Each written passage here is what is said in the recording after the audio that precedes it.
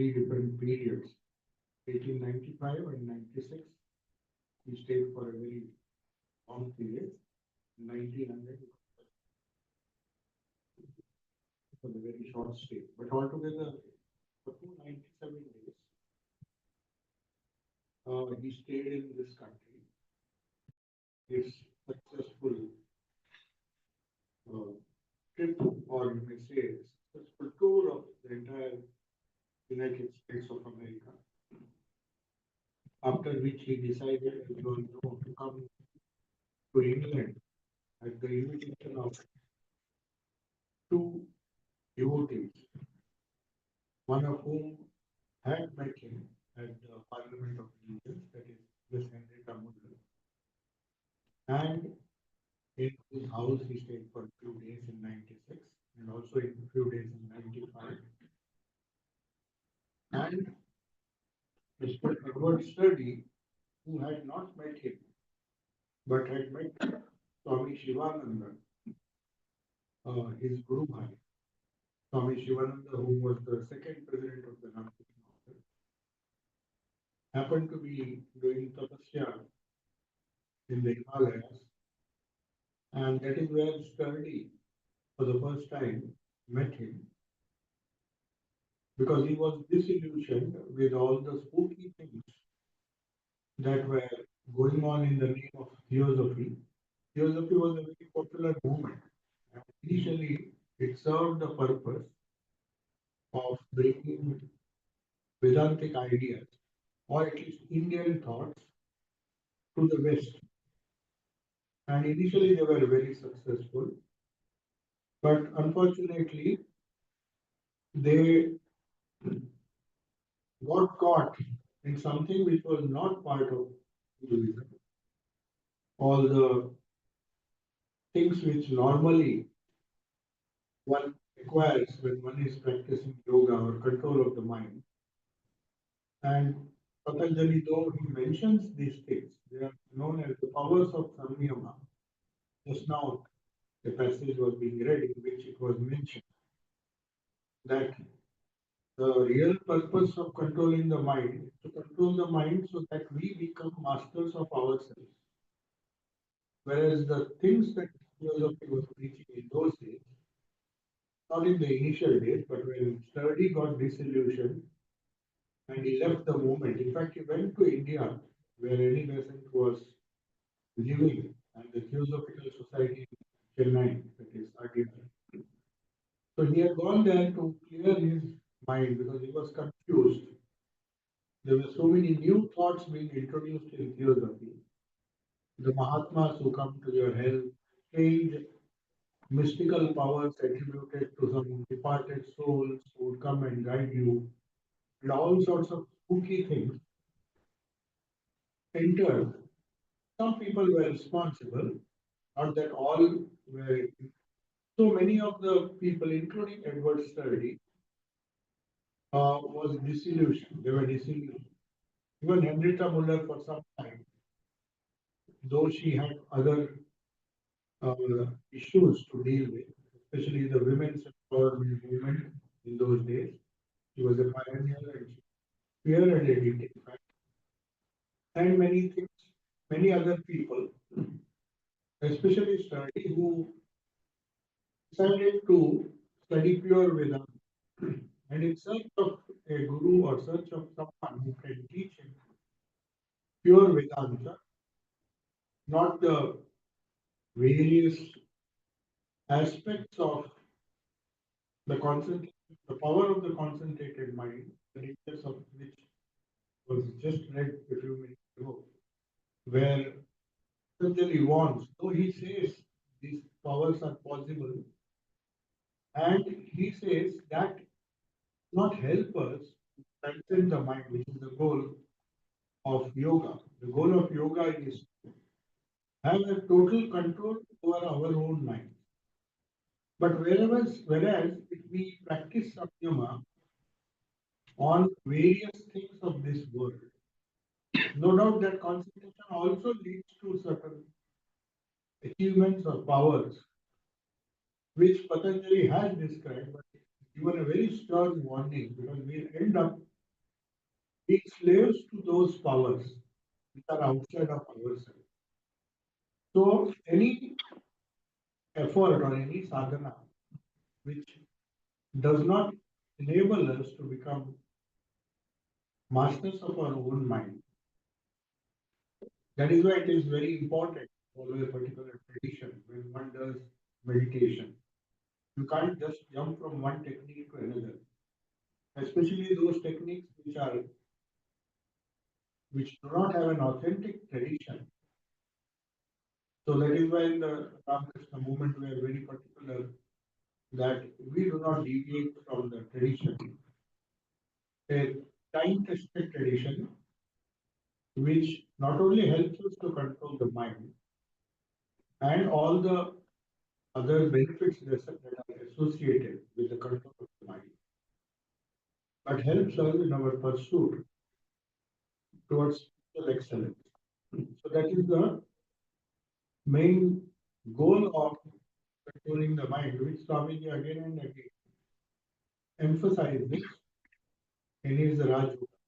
In his Raj Yoga, he gives particular attention to this. That's why you will find he says in that chapter, Samyama, where he says, I am translating these sutras because Patanjali has mentioned them, but I will not give any importance to them because I know ultimately it causes very little benefit or no benefit at all. So he, with that warning, he used to translate that brief translation of all the.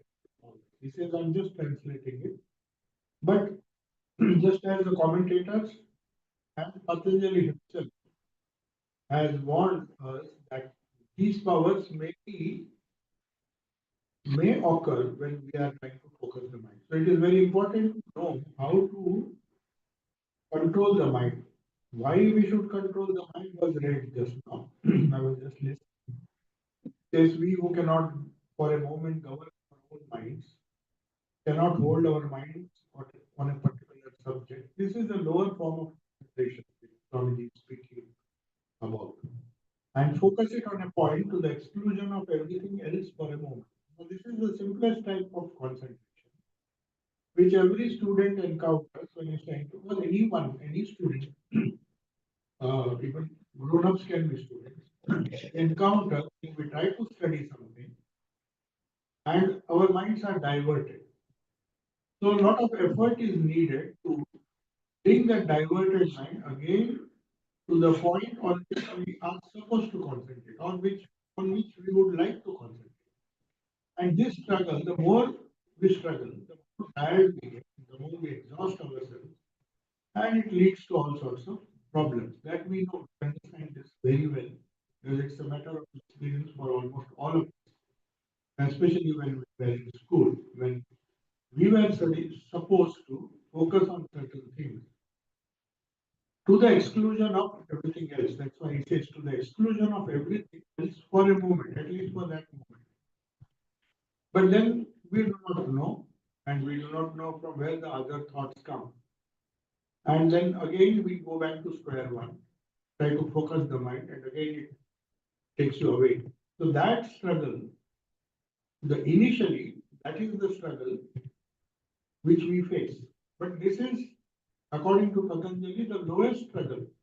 This is just the beginning of spiritual life. But for most of us, it might take a whole lifetime to reach higher levels of concentration leading to mystical experience. It may take several years and sometimes several lives. But right now, the focus is that we want to do something. It may be as trivial as studying a particular subject, or as great as focusing our attention on our Ishta, which we are trying to do every day. That is the highest possible attempt that we are making on concentrating our mind. But the problem is the same. Whether we are unable to focus our mind on mathematics or our Ishta within the heart, the problem is almost the same. It is just the nature of the problem changes. In one uh, aspect, we are trying to focus on something external of ourselves, our studies, our whatever we are trying to, whatever skill we are trying to achieve, we are not able to do it. And in the other effort, we are trying to focus on our own nature, the self within or the Ishta within, which is what we really want to achieve, to know ourselves, to know the Atman, to know Brahman. And we have a symbol of someone, some personal God, who was in his own lifetime had reached the heights of concentration. So if you meditate on a football player, perhaps it may motivate you to become another successful good football player. Or whatever role model you meditate upon, you get that nature. So also when you meditate, the idea behind personal God, we do not know what is the highest samadhi, we do not know what is the highest realization. At least we make an attempt by meditating on someone about whom we are convinced that he has reached, not only reached, to read the great master, the Ramakrishna's life. He used to reach this state very often. It was very rare that he had to force his mind to come down. So you can imagine what a meditation, a attempted meditation on such personalities will do to us. But for that, we need to understand who is the figure, the Pushpanjali that we offer, the photograph that we meditate upon, who is the personality behind this picture. This is what Swami Vivekananda emphasized on his first talk he gave to Maidenhead. That is, that was decided by 30, of course, because they were translating the Narada Bhakti Sutras. And one of the first lectures, we do not know if he gave other talks, but at least one talk which he gave at the town hall in Maidenhead was on bhakti, or the triangle of love, that is the topic on which he spoke. There is a nice book written by Asim Chaudhary on Swami Vivekananda in England and continental Europe. And more than half of the book is about England. He has discussed in great detail. There are new findings based on, of course, Sister Gargi's book, Very Louis Burke's book, where he has tried to not only give an idea of the struggle he had to face, because we were colonized by English, but to his surprise, he found work in England was much more easy than that in America. Very many times he mentioned this, and he found people strangely found some of his best disciples here, and he also found that the disciples who came to him here could somehow connect with the Indian culture, partly because they had either known about India because they had colonized India, or they had visited India and were fascinated by some aspects, like anti-Western others before. Given examples which, but they were curious to know what is true religion. And some like study who were initially attracted by the wonderful ideas which they thought because of the priest. But when they found that there were certain things which were not satisfying their intellect or reason, then they gave it up like a hot potato. And they came, and it was at that juncture that Swami Vivekananda came to this country. It was not by accident, because he had two invitations to come here. From Paris, he comes here. And though the initial phase was very difficult, because not only because of the weather and other things, but because of some rivalry between the some of the disciples. We will not go into the detail, and it included some American disciples who also originally belonged to England or Scotland or Ireland. So they had different opinions. Because Swami Vivekananda visited America for such a long time, whereas they thought they knew Vivekananda better than the English disciples. But finally, in the long run, if you see, though many American disciples did a lot to help Swamiji in his work, he was in a tearing hurry. He, he felt that he did not have much time. And he knew that before leaving world, America was not enough. Source, uh, he had to plant his idea in England, where he believed the thoughts that he plants here, ideas that he gives here, would succeed in traveling all over the world, because half the world was colonized by the British masters, England, at that time. So Swami Vivekananda came here and he found some of the disciples extremely responsive, self-sacrificing, extremely devoted. Goodwin, though he met him in America, he was employed in America, it was only in England, or because of his Irish origin, we can say that he helped him a lot. In fact, traveled with him to England and took down all the notes. And also, whatever was recorded, we have a pretty good record because of Goodwin. So Goodwin was the one who originally, his ancestors belonged to Ireland, but he was just moving around all over the world. He was a very unsteady type of person. But somehow he found Swamiji, decided to spend his whole life. He just followed Swamiji wherever he went. It's rather unfortunate that he died very young before he reached the age of 30. And in that process, we would have lost a lot of materials which he would have recorded if he were alive. But anyway, Swamiji also did not live long after that. So when he came here, Goodwin was also there during his second visit. And also there was, of course, everybody knows Sister Nivedita. And what were the circumstances that led her to meet Swamiji.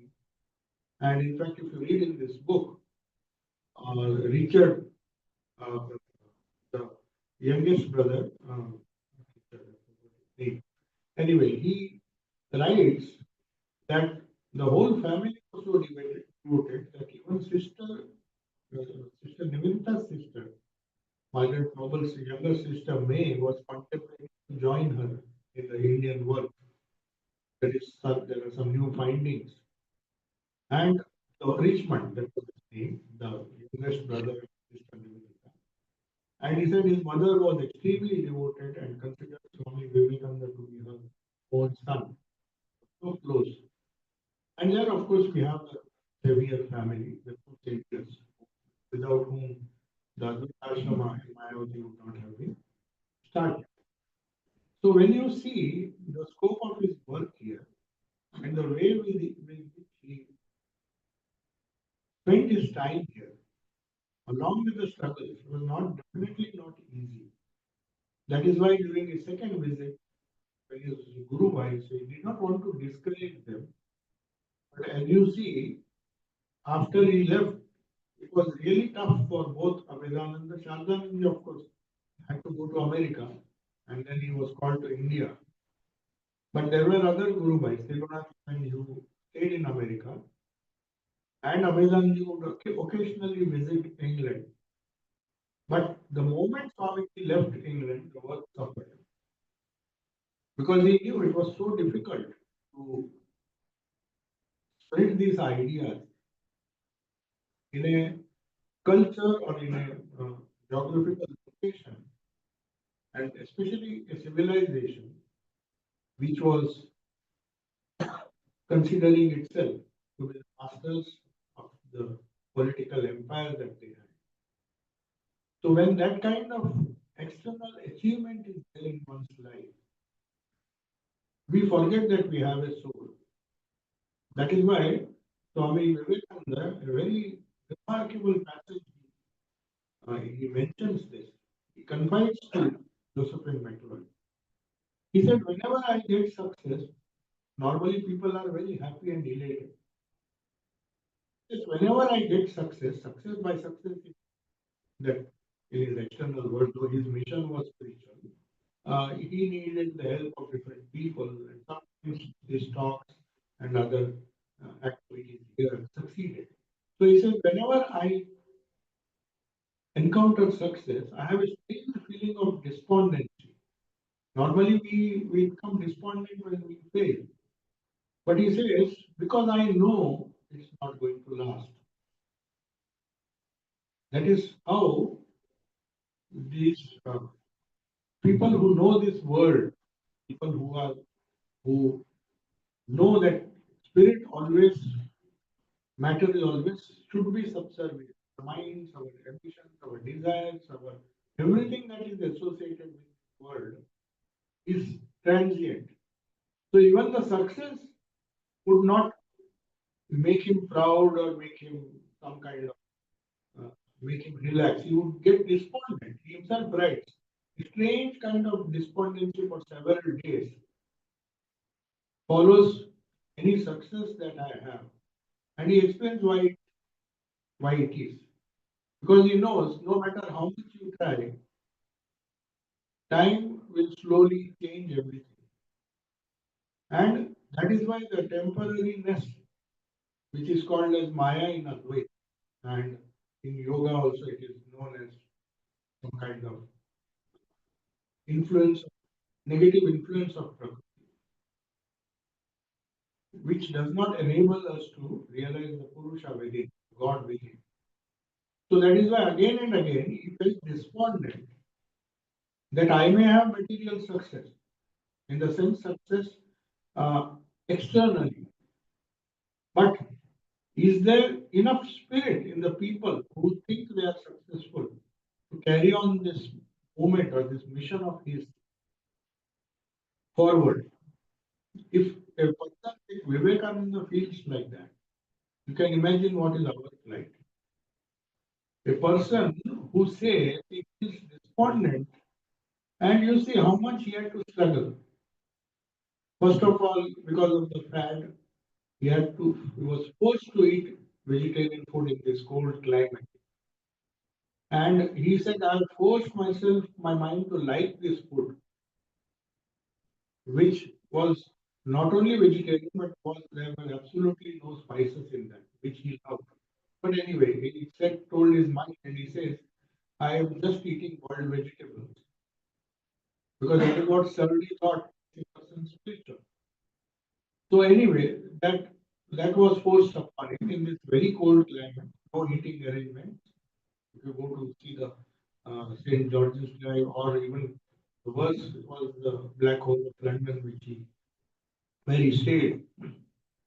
Uh, that is where he stayed when he delivered his talks in the Prince's Hall in Piccadilly.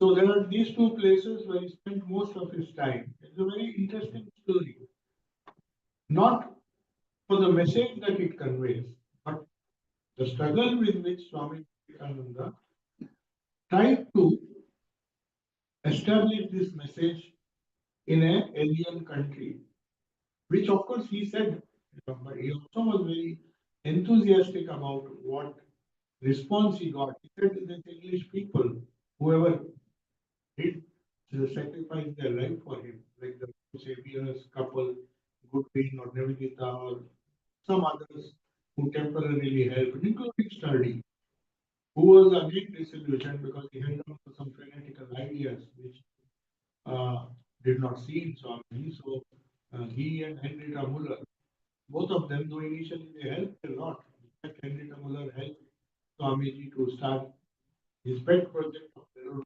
by giving money to buy the land. But in spite of doing all that, as Swamiji said, he did not consider any of his achievements as a success because he knew as time goes on, you have to struggle to keep the so-called success, even if it is in the spiritual field, you have to struggle to keep it alive. And that is possible only if one reads more and more spirit into matter, as we discussed in the morning. So, with that intention, he was planning, and not that he was just giving ideas. If you read some of the letters that he's writing from England. He's writing the mind with minutest detail how the monastery in India should be run, how the Advaita Ashrama should be run. Because he knew, in fact, when Swami Premanand once very jokingly, it is in Bengali, you understand the humor better. So he gave some suggestion. And Swamiji was as he was he got irritated not because he was in a hurry. He knew I'm to die and these people are taking time. As I said, when they were publishing Raj Yoga, if you see the language that he uses, he scolds everyone. People thought he was short-tempered or he was full of anger. No, he was impatient. He said, just to publish one book, we are quarreling with each other. The American people thought William James, so many ideas they are giving him. And they would not publish. Swamiji knew how important this book would be, and he did not want to die without publishing this book. So he says, you can build empire. You can build empire. The effort that you have created to print such a silly thing like publishing one book. Can you not gather your energies together and publish this quickly? You're spending so much time contemplating, doubting, and quarreling with each other. So he knew that it will be very difficult to sustain unless the power of Spirit was there. Even in Jesus' case, you see all the direct disciples of Jesus, St. Paul, most of them were crucified. Apparently, they were not successful in the sense before they could achieve glory, they had to sacrifice their life, including Jesus Christ himself in the material state. So that is why we find some kind of crucifixion, slow crucifixion Swamiji underwent. Not only I'm not saying he had to suffer only in England. He had suffered a lot physically as well as otherwise because of the jealousy of some of the Indians in India, in America. But he says something refreshing. That here he says, I find a much better atmosphere, and people somehow are very devoted in England. To go through many of his comments he has made in different letters, and he says it takes time for the English people to understand or to accept something, but once they accept, they don't give it up easily like the Americans. That's what he says. That is the one nature he liked about English, and he was that way. In that sense, he was very much English in his approach to. He said they are a determined lot, but it takes a lot of time to convince them. But once they are convinced, they won't give up easily. You see, Sister Nivita, Captain Xavier, Sister Xavier, Captain Xavier died. They went there, and even that there are two, three letters where it shows he's telling his Guru Bhais who were even not dreaming about starting something in the Himalayas. And with the help of these English disciples, especially Mother Savior, he says, I want a whole hill for myself. Our monks there, the Guru Bhais who have thought Swami has gone crazy. To buy a house when he doesn't have a single penny, to think of such huge projects in the sense not because of the size, it is just because of the ideas he had which he wanted to plant and create a place where his Western and Eastern disciples would worship the pure spirit without any rituals. So he says he gives a detailed plan and he even tells them where to rent a house. And Xavier and Mrs. Xavier, they went earlier and they rented a house in Almora, a small house. He said, don't go in for a big house, there are only three people. Just see that it is comfortable because otherwise you spend all the money in this rented house. Then they will stay there in Almora and look for a place because he loved Almora. Of course, he could not start a center at that time, but then finally they managed to get this Mayavati, this beautiful hill. So he says, see that when they come there, he was planning sitting here and he was himself struggling to stay, is moving from one place to another at the mercy of others. And sometimes the talks that he gave yielded enough revenue to pay the rent and also pay for the food. Many people think people generously contributed here. It was not so. If you see some of the letters, though he never disclosed all these things, because these were too petty or trivial for him to disclose. But many times, those sturdy and all were spent a lot, not that they did spend. But the expenses of maintaining, if you see the St. George's Drive house where they stayed, all the 4 stories, it was rented. Mind you, Marcusson did not give it free, though they were devotees. They had to rent it. And sturdy rented it. Swamiji said, I can't do my work sitting in Reading. Because he knew when he gave talks in Middle and it was not successful. He knew that he has to go to the heart of London. It's not so easy to travel in those days. So he felt I should go to the main place somewhere near Westminster.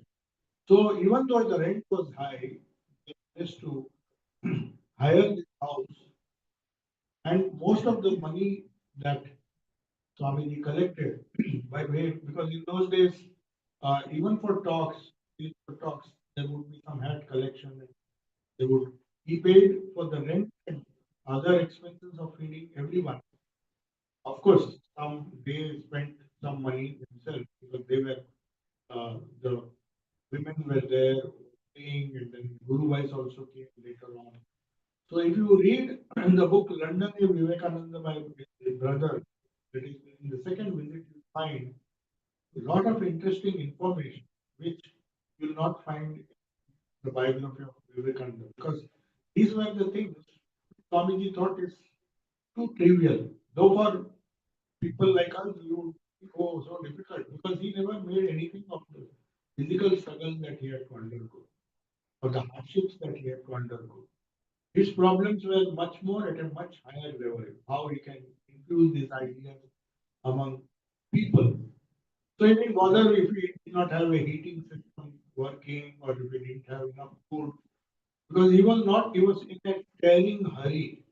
He was in a hurry to give his message, leave behind something which can serve, which can help the people, wherever people of the entire world to survive. The spiritual treasure that he had inherited from Ramakrishna. That was his goal. So his idea or the ideas that he gave, in fact, one of the only talks on his guru, Sri Ramakrishna, was delivered in London. We do not know exactly where, but uh, one part of the small booklet, My Master, the first part is, of course, the lecture which he delivered in New York. Only 2 lectures he delivered, the West, giving the essence or gist of what his master, who his master was, and what was his message. And the second part was taken from a talk he gave in London.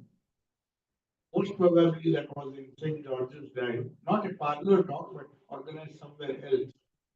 Or maybe they say, latest research shows it was in Wimbledon.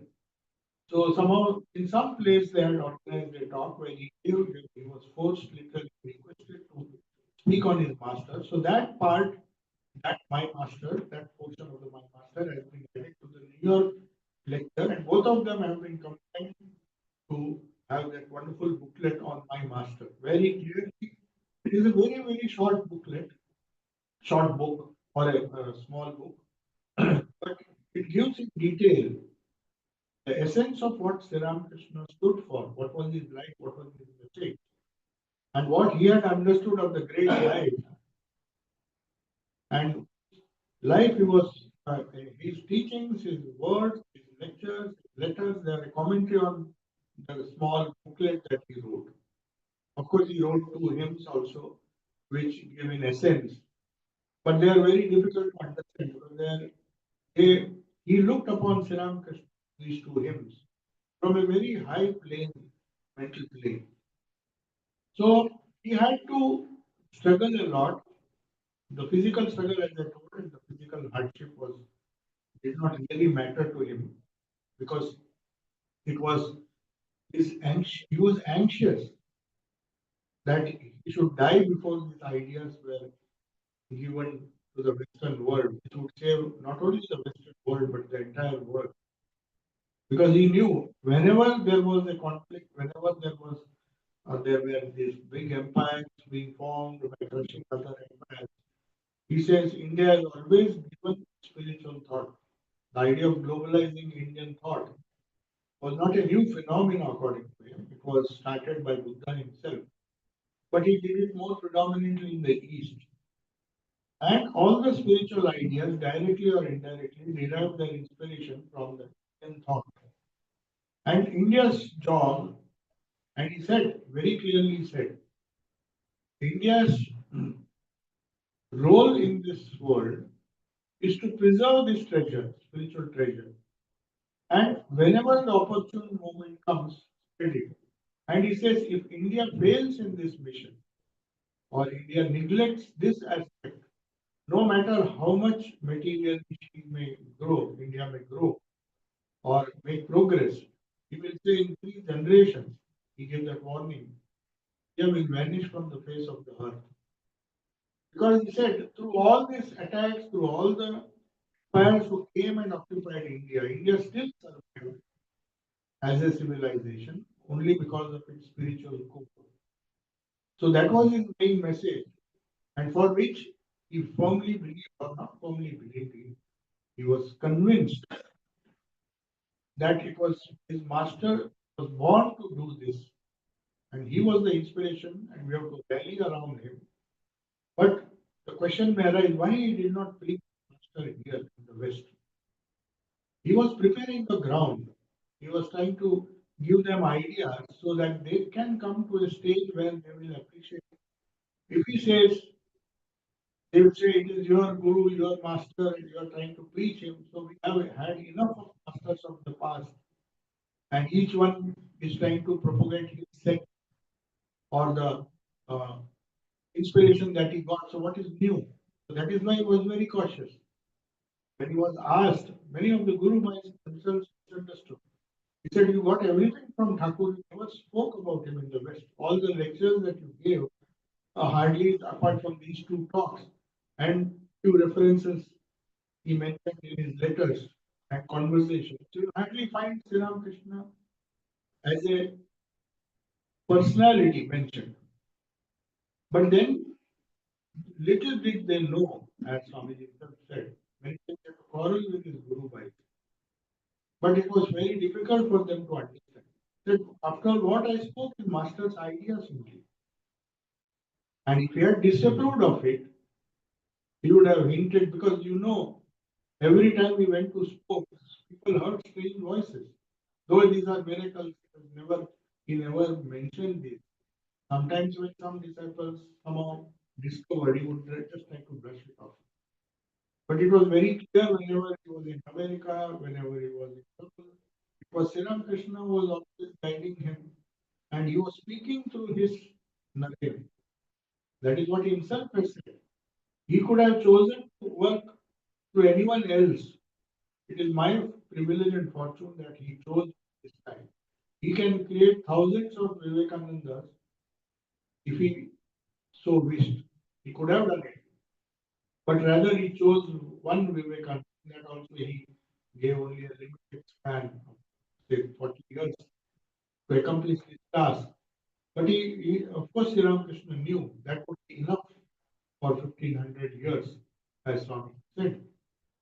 So it was in that background we have to understand the personality of Vivekananda. What he did. It's not the external struggle, as I told you. We make such a big fuss of all the external struggle, cold climate here, because they may be very important for us. We will not survive. We will not even fight. But for him, it was immaterial. In fact, he hardly mentioned, except for a few references which he wrote to his very close disciples, whom he trusted. Otherwise, he would never mention it in public. He would never he was never a person who complain about things or grumble or grudge on anyone or anything for that matter.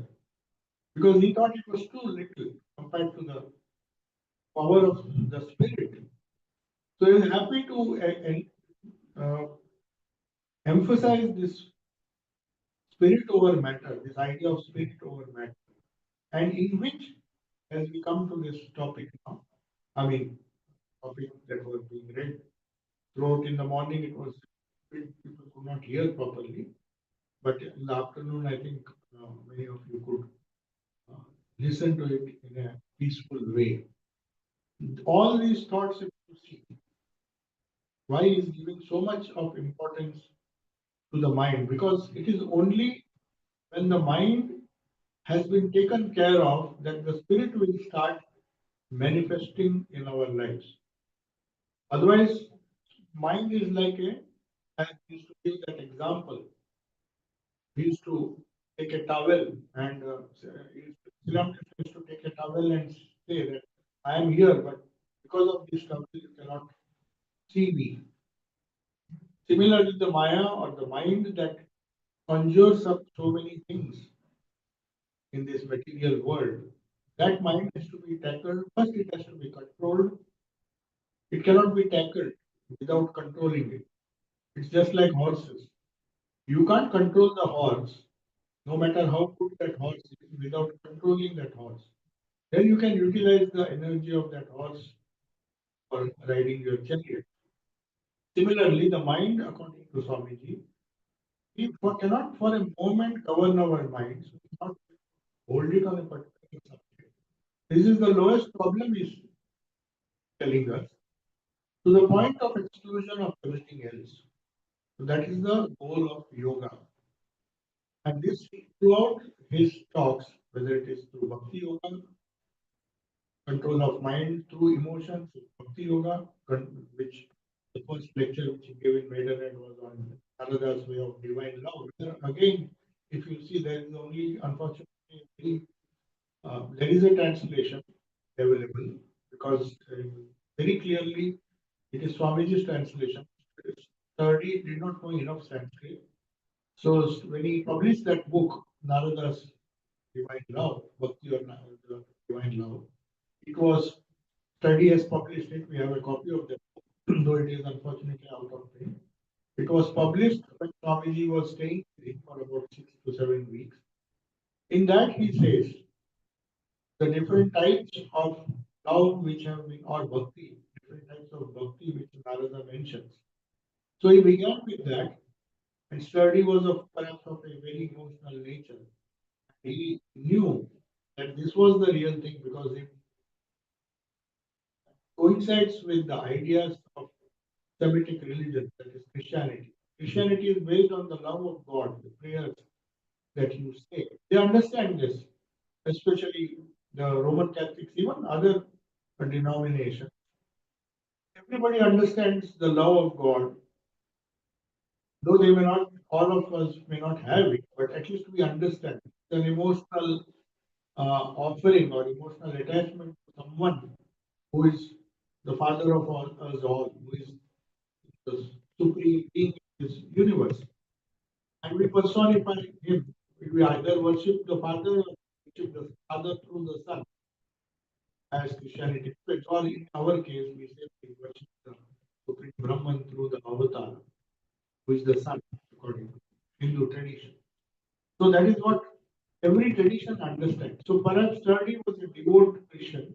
So naturally, he wanted to understand more about this Eastern doctrine of bhakti, which was missing because too much of reasoning, too much of rationality, and a person in that particular personality, there is a lopsided development. You can't be just intellectual. You need the power of emotion to make progress in the power of to spiritualize the power of emotion to reach your spiritual goal. So that is Bhakti Yoga. So though he began with Bhakti Yoga, most of his Jnana Yoga talks were delivered in London because he knew the spirit of the scientific temper or the movement which was trying to criticize everything associated with religion was growing in England. Many of them were even in those days were atheists because they said science is enough. The power of science is enough to explain everything. Why do we need a these religions which have often led to quarrels, wars, and religious wars. So that idea was uppermost in the minds of the intellectual class, especially in London. And Swami Vivekananda wanted to address that by giving a very rational system of philosophy which will satisfy everyone, to whichever denomination, whichever religion he belongs to. And his vast experience of crisscrossing America, meeting mostly his work was helped by the Unitarians. As I was reading, most of his uh, friends here, some of them were from America who shifted here, shifted to this country because they needed more Unitarians. Once upon a time, this Unitarian movement was getting a lot of popularity in England. Here, the liberal one, the main sect is very liberal. In fact, the place where we are now belonged to once upon a time it was as a unity house. It belonged to the Unitarians. So they were the one who not only in America, you see the Oakland church, where he gave some wonderful talks, 8 talks, which is near Berkeley, Oakland Unitarian Church. Some of his best talks were given there. And also in England. In England, mostly he spoke in rented halls, not in churches.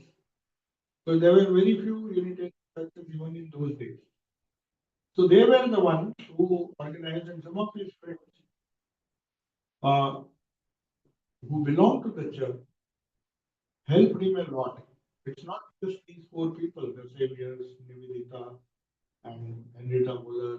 They were the prominent ones, but we should not ignore or underestimate the important people of those days, of those that time, who invited him because they found something universal which supported their ideas of Christianity. Their liberal ideas of Christianity were getting a fresh, they got fresh inspiration from Swamiji's universal ideas of Vedanta. So he spent a lot of time in England. Out of the 300 days he stayed here, he gave a lot of talks on the universal aspect of Vedanta, and the famous lectures on Jnana Yoga are mostly entirely, almost the majority of the talks are the talks they were delivered in Piccadilly, Westminster, Wimbledon, and other places, which have been now combined together to form a book. So that is another part, that is the Jnana Yoga. But as I said in the morning, it was his Raj Yoga, which was his greatest contribution. And he was, because everybody was asking him, he says, you are given such wonderful theories, but are they practical? How do we know that the ideas that of wonderful ideas of Atman, Brahman, Vedanta, it's very good to listen to Advaita Vedanta. But the very next moment, we find that we cannot live up to those ideals. The slightest provocation and we quarrel and we fight with each other. Then what happens to that universal Advaita?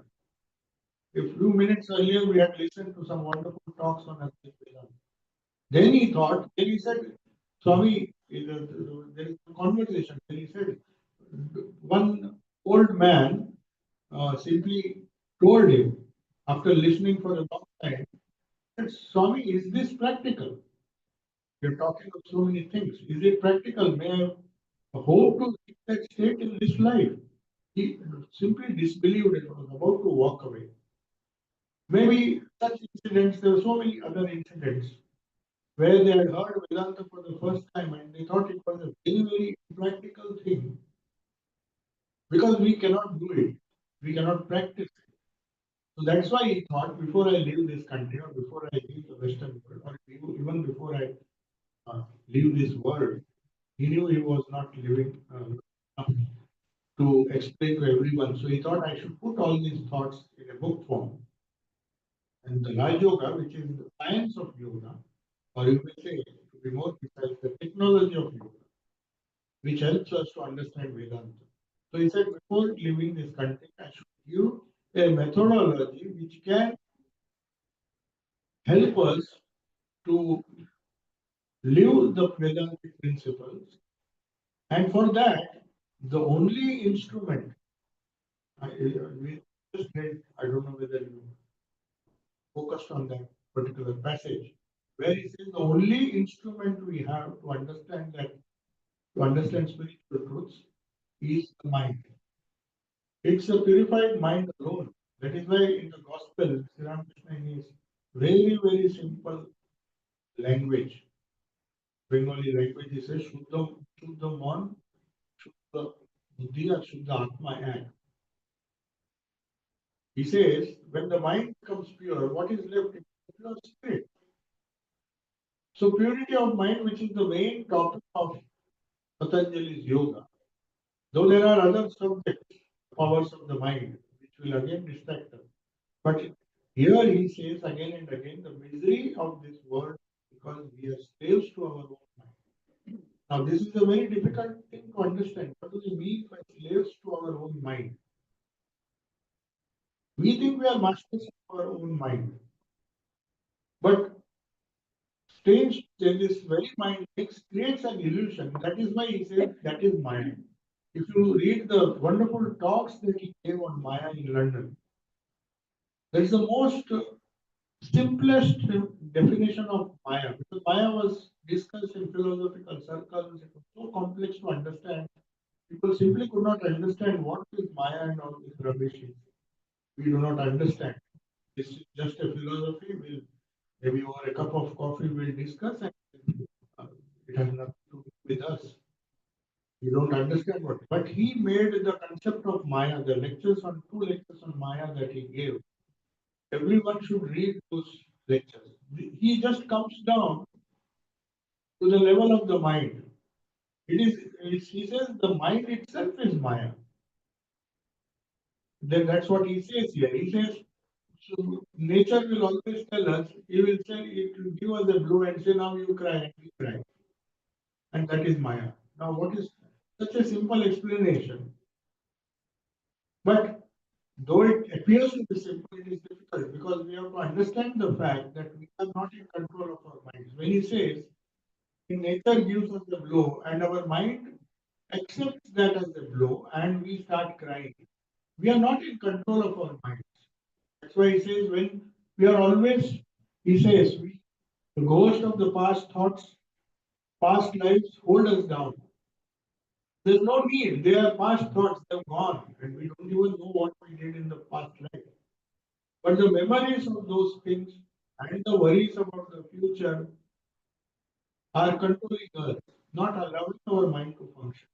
That is what he means here. That it is the result for all the horrors and misery. We anticipate that the other person will attack us. The other person will attack us and we attack. Anticipate that and we attack them. And then it's misery for both. If we were rational enough, we would pause. Let the thing happen and then we'll react. But for us, it is more of this anticipation. Anticipation of things which may or may not happen. Anticipation about the future. Or worry about the past. Things that we have done in the past. And the worry, so that mind, which is not able to get rid of these things, Swamiji says, is the cause of all the horrors and miseries in the world. And he says that is the result of our lack of concentration. What is lack of concentration? That's why he says it takes people a long time to learn things because they cannot concentrate in that way. Whether it is spirituality, spiritual learning, understanding spiritual principles, or even practicing a simple thing like meditation. It takes a long time to learn because these anxieties, these fears of the past and the future keep bombing us. We just can't focus on the thing that we are doing, that is meditating on the Ishta within or any other thought within. So that is why they say you have to focus on something within which at least temporarily prevents you from getting disturbed by the external thoughts. They are bound to come. Sooner or later, they are bound to come. But we have to focus on one thing, to the exception of others, to the by preventing the others, and that is the whole essence of yoga, chitta vritti nirodha.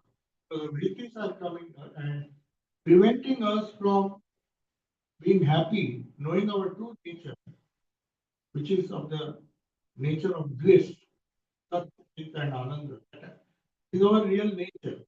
But unfortunately, mind is something which blocks that knowledge. And it is our own uncontrolled minds, according to Swamiji, that results in our misery. Then, of course, it is reflected in our actions. Later, when we make a mess of things, then we say things which we should not say. So, all this is our weakness. The mind that cannot focus on the spirit for long. It forces us. That is what Swamiji means. That when we are the science of yoga is the only science that makes all these Vedantic thoughts practical because it teaches you how to control the mind and understand all the things about our own self as described in the Vedanta. They are just theories now. Frozen ideas in the brain have no value for us. So they're not solving our problems. And in that way, the Westerners, his disciples were correct when they said, Swami, this doesn't seem to be practical. That's why he was in a hurry to write this book. And he leaves behind a wonderful legacy in England. So we are running short of time. We'll now conclude because we have this arti now. So uh, on this auspicious day, let us all pray to Swami Vivekananda who sacrificed his whole life for making our lives better by focusing more on his teachings. We can always worship him, we can offer him flowers, all those things is an external symbol of our deep reverence and respect for him. But a greater reverence can be shown if we focus and read a little of his words, which he suffered so much in any country, not only in this country, America, in India also. Everywhere with his failing health, he struggled to hold aloft the flag of spirituality. And he tried to show that spirit always prevails. Uh, that is the Indian thought that he thought should be globalized, and he did it in his own way. So we can also focus on that aspect of his and try to prove ourselves or try to get some inspiration on days like these and make the celebration a great success. Om Shanti Shanti Shanti Hari Om